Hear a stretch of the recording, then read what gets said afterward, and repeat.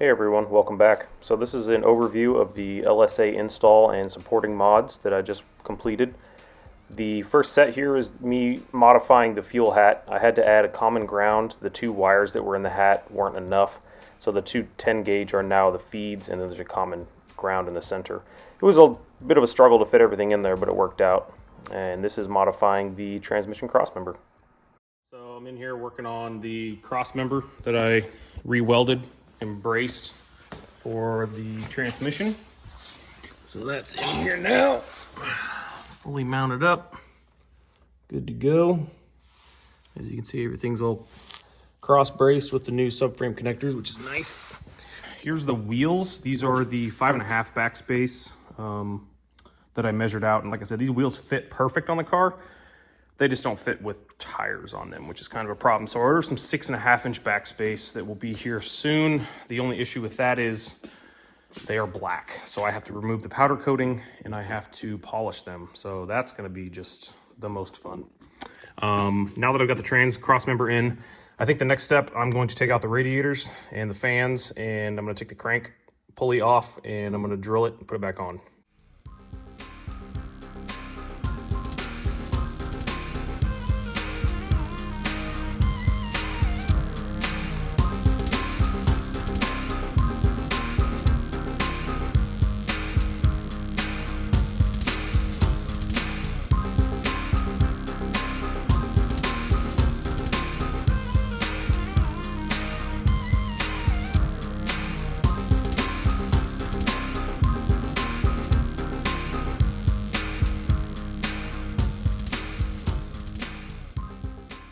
So I got the bolt out and was able to identify where the existing pin was. It's right here with this mark. So 180 of that, I'm gonna put another pin. And as you can see, it's not drilled yet. And I was unsure, because I couldn't remember, I did this a long time ago, how big the pin was that I used and how deep I went. Thankfully, I have my last engine sitting here needing a rebuild, and was able to measure everything. Now I went over an inch, like an 1.25 inches on this. Internet says 1 inch, I'm gonna go with 1. I bought 1.5-inch pins by 1/4, so I'm gonna cut them down to 1 inch, and then we're gonna redo it. So that's the update, a lot of trash. High-speed cobalt, all chucked up in my pneumatic here, central pneumatic. And then I was able to cut down the 1.5 to basically exactly 1 inch. It is just like 1/1000th over. This is set to 1 inch. So that's what I wanted. A little bluing, no problem. Got it pretty flat considering I did it by hand. Let's drill a hole in the engine. The hole is drilled. It's a nerve-wracking experience anytime you drill a hole in your engine, but I think we did okay. So the hole is perfectly cleaned out. Good to go. Take my little dowel here. Blue side out, because I say so. Push her in. There we go.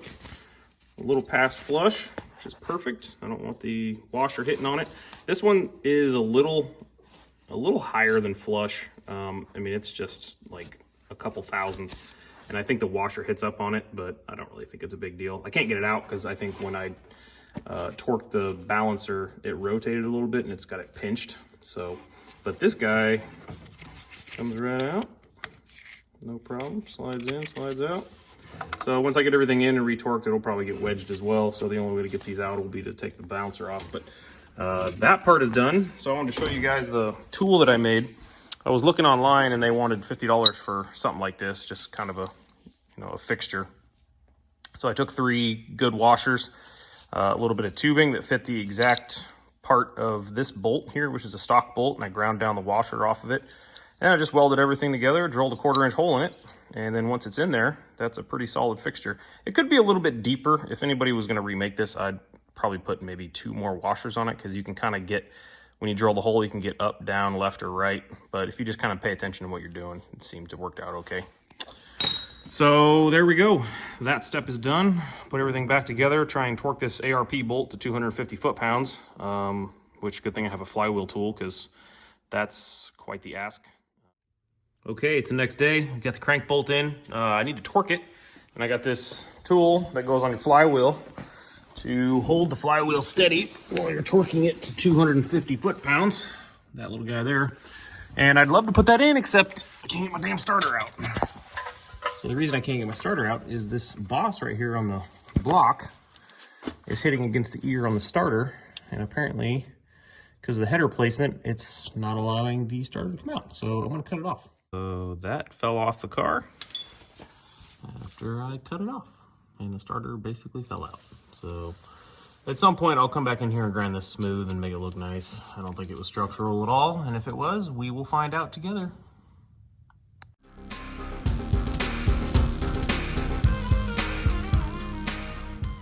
It's time to clean the supercharger.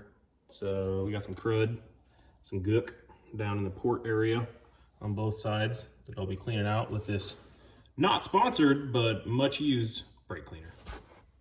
Let you know when it's done.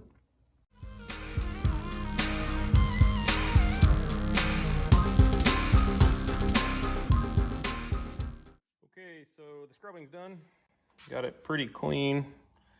A lot of that stuff is just kind of baked on there. Went through a whole can of brake cleaner. Clean the front drive, ready to put the gasket on there, or RTV I should say, and then bolt it up for the final time. And then it goes on the car. Nice.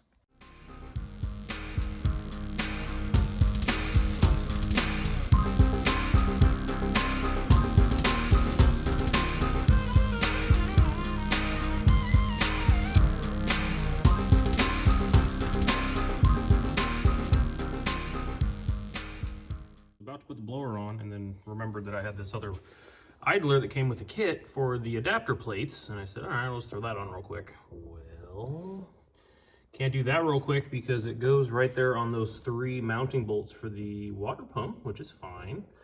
And I have this adapter to a 6AN90. Well, it sticks out way farther than the stock one. It is totally in the way. So I made a giant mess down there and tried flipping end to end, because once you do these particular ones, it has a hard turn on it. It kind of sticks that way in the hose. So I swapped ends because that's what it needed, and got this arrangement, and it's still not going to work. I tried going up and over the reservoir tank, not going to work. So it looks like I need a female 6 to a male 6 in steel, because this is like, 2000 psi, and that might allow this thing to snake right back down there and then over down to the power steering rack. But as of right now, we are at a standstill because I can't get the blower on until I get this done, because the inlet for the blower runs right over this. So we wait. It is a new day. I took today off so that I could work on the car because I didn't want to work anymore. So we are out here trying to get the supercharger on. So some trials and tribulations. I had to get this adapter, got the adapter. It wasn't long enough so that this could connect to it. So I have these aluminum ones in here just for now. They will be coming out. The steel adapter will be here today. Hopefully it's long enough to allow this to connect to the 90 adapter and then allow all of this to tuck in right behind the reservoir and go down to the rack. I'm going to clearance the bracket here, even though it's a nice, beautiful billet piece, because even with this 90, it still fouls. And those holes are supposed to be lined up, and it just can't come over any further. Once that's done, we're gonna clean everything up. We're gonna put on the adapter plates, which we got sitting here from Olson Kustom Works. Great company, great guy to deal with. And then the rest of it goes on. So once the supercharger's on, then we have the fuel lines in place. We have the intercooler lines in place for where they're going to end up. So then I can work my way back from there, because at this point I'm just kind of shooting in the dark as to where everything's going to go. So hopefully get a lot done today, and there will be more updates.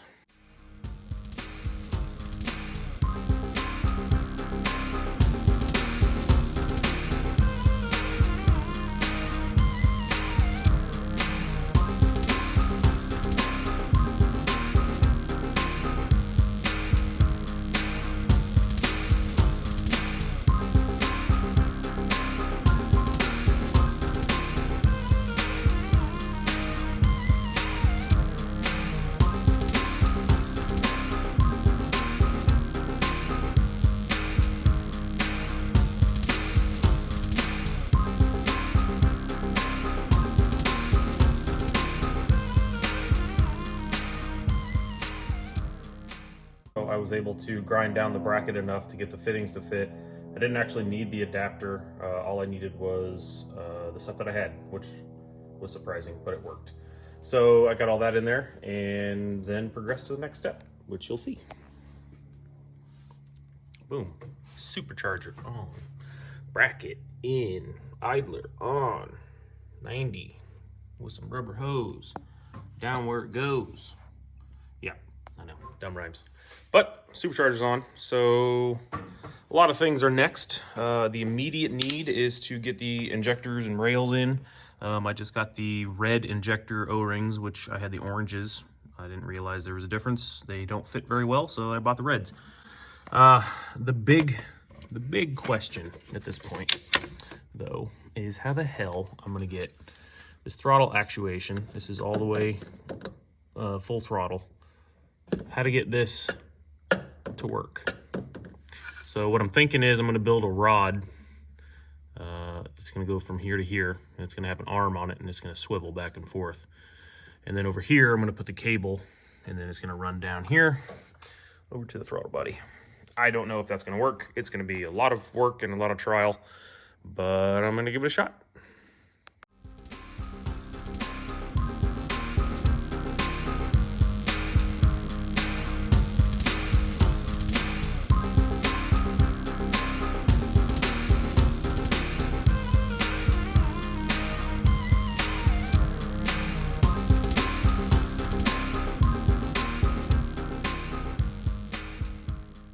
Okay, little update. So here I have my intercooler fittings. These are 16, this is an 8. So, you know, these are huge. I may have underestimated how large they actually were. So they screw in to the back of the lid, obviously. And my plan was just to kind of make them look nice, you know, hopefully going like straight across and, oh wait, there's no metal there. So they have to arc down a little bit. I don't really have a choice, kind of has to go where it's gonna go. So I'm gonna drill some holes in my car. So I got the return, the feed. I don't know which one's which, doesn't matter. And then the -8 that feeds the rail is gonna come in probably here somewhere. I just wanna keep everything away from the header. And this area here is gonna be like radiating heat. So drilling some holes. So I'll check back with you.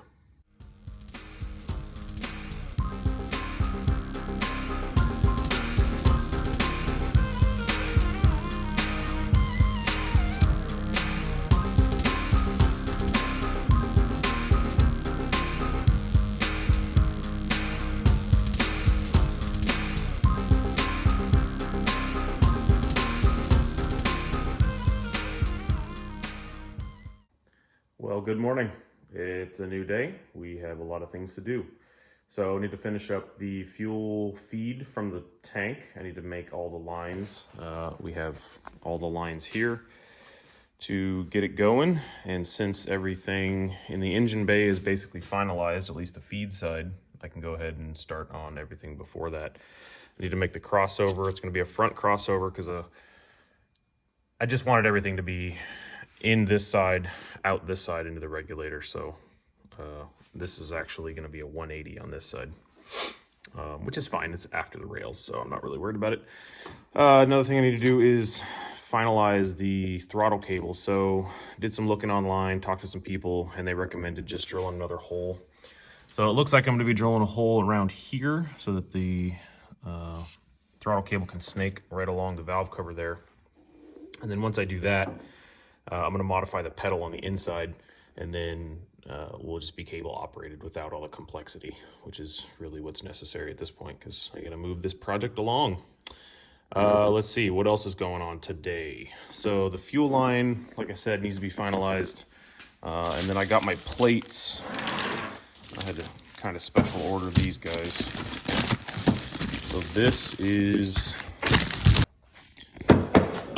So these are the plates for my tensioner. So the tensioner, which is somewhere, maybe it's still in this box. It is still in this box. This is the tensioner that Olson Kustom sells. I thought maybe I could make it myself, so I'm going to give it an attempt. So here's the tensioner off of a Dodge Ram. It's like super heavy duty. We're gonna make a plate mount it up. And this is gonna go here. And then it's gonna have an extension that comes off the back that goes to the head to give it some triangulation. And hopefully once it's done, it will look kind of like it's supposed to be there and be functional. So that's probably another thing I'm gonna tackle today. If I can get those 3 things done, we'll be golden. And if I can't, we'll work on them tomorrow.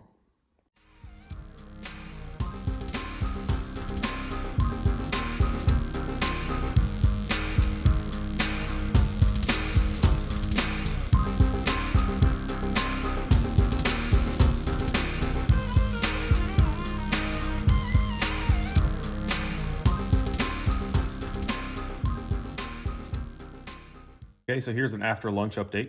I fiddled with the front crossover for the fuel rails, got that done, looking fine. And then started messing with the map sensor, got that mounted, no big deal there, except come to find out my connector for my Holly is a Gen 3 version and my map sensor is a Gen 4 version. So now I have to order an adapter for that. So let's see, what else? Now we're gonna work on the mount for the tensioner. That might take a little while. Gonna do some CAD.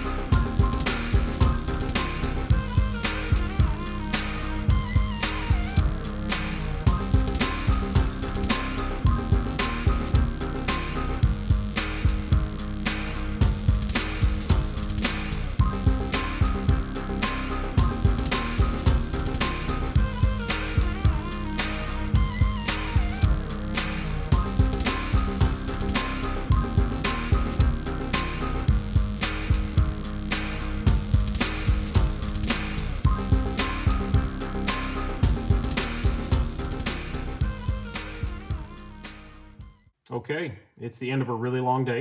It's 7 o'clock now. I think I got out here at like 9:30 or 10. As I said before, I got the fuel rails complete. They've been pressure tested the entire day. While I was doing everything else, I put a test rig and put it up to like 70 PSI. So it sat there for the entire day with pressure on it. I just capped the other end. I'm still waiting on the 180 to show up on Monday. Today's Saturday. So that held pressure at least 40 or 50 PSI the entire day, which is just amazing. So that, you know, shows that the lines are at least holding pressure. So then I worked on the idler bracket, this giant idler tensioner, I should say, off of a Dodge truck. They say imitation's the sincerest form of flattery, and this is a knockoff of someone who did a lot of hard work to get that thing as nice as he did. I can attest that now that I've actually made one myself. Not terribly complicated, but definitely takes some time, especially if you're working with 1/2-inch aluminum. I don't have anything that cuts 1/2-inch aluminum very quickly, but it's done. Put the time lapse on, should be some good info from there. My boy came out and helped, which was nice. And I measured for a belt. So, you know, we're one step closer. Gonna order a bunch of belts, see what I can get to fit real tight, and then probably finish the fuel system tomorrow. I need to run it from the tank to the front of the car. And that is the update for today.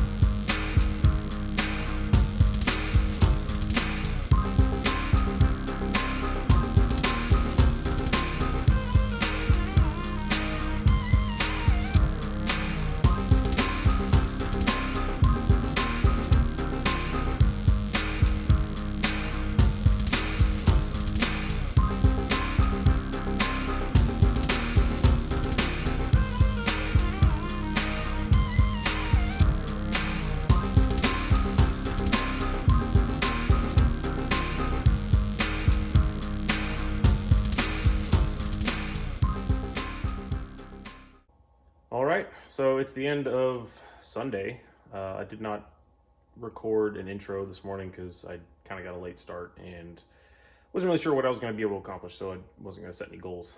Thankfully, I was able to accomplish a lot. So here's the update. I ran the hose from the engine bay back, and I used the nutsert to put in the screws for the Adele clamps. Everything's stainless. So we're coming off of there. We're not touching anything. Got another Adele clamp with the nutsert coming back to, so it's dual -6 to an 8 feed. So what I did was I got a little clean out here, which will be nice when I go to change filters and all that, or do servicing. So to the filter, which is a 40 micron, I think. It's the cheap housing, but it's the expensive filter. So inside there is the Aeromotive.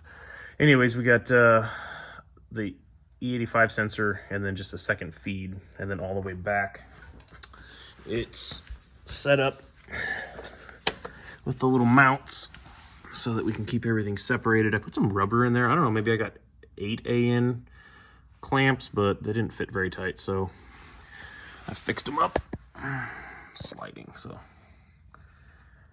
And then we got some zip ties to keep everything separated, or together, but separated from the car. And then up in there, I put a couple of Adele clamps, like, separate from each other so that they could keep it away from the body. And then back in there, we got it running across the rail, mounted, and then over to the tank.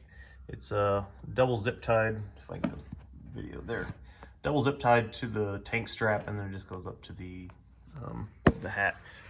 So very happy with all of that. I think that's going to be just about perfect and a wrap on putting all that in, so we can move on now to wiring. So that'll be a different day. I also need to wait for a couple fittings. Once the fittings get here on Monday or Tuesday, I can put the rest of the fuel system together and then pressure test the entire system just to see what happens. I've been doing it in stages and everything's been coming out good, so I'm pretty happy with it, but you always want to test before you put gas in it, because taking it back apart with gas in it's pain. So I do need to run the return. The hose is already made. It was the feed from my old system, but I haven't put it in yet because I'm waiting on a bulkhead fitting to go from the engine bay out to the wheel well and then run it from there. So there will be more. Okay, just to give a little outro here. So this is the throttle cable that I installed through the firewall. Gonna need a little clearancing to make it work. There's the 180 on the rail all set up. This is the driver side intake theory. This is the passenger side intake theory. I think I'm gonna go passenger side, get a little extra space in the fender well there to make that work.